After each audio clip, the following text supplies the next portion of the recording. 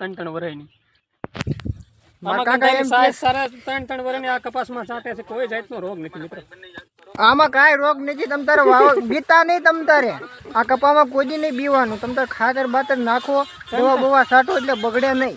અને આ વસ્તુ જ એવી છે, આ કોઈ કપા કોઈ બગડે નહીં. જેથી વરસાદ બહુ ઝાઝો આવી ગયો હોય ને તો પાણી કદાચ ઓલું થઈ જાય એટલે થોડુંક કપા બગડી જાય, એમાં કાંઈ વાંધો નહીં.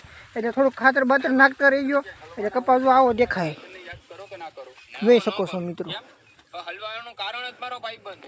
અહીંની વાડી છે અમારી. વાડી તો એ આમ આજી છે અમારી. આવડું કઈ કપા છે અમારે. કપા કઈ બગડ્યો નથી.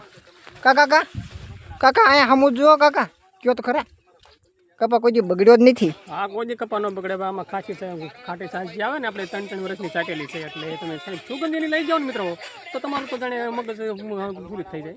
એમાં ઉતા કે બહુ ગંધારું આવે. તો મારા કાકા દાંત કાઢી ગયા બરોબર. તો એમ તો 30 વીઘાનો માલિક, એમ તો ખબર તો પડતી હોય ને એને બધી. એ જમીન જ એકલા વાવે 30 વીઘા એટલે કેમ થાય? હારા સકા ઉડી જાય કાકા.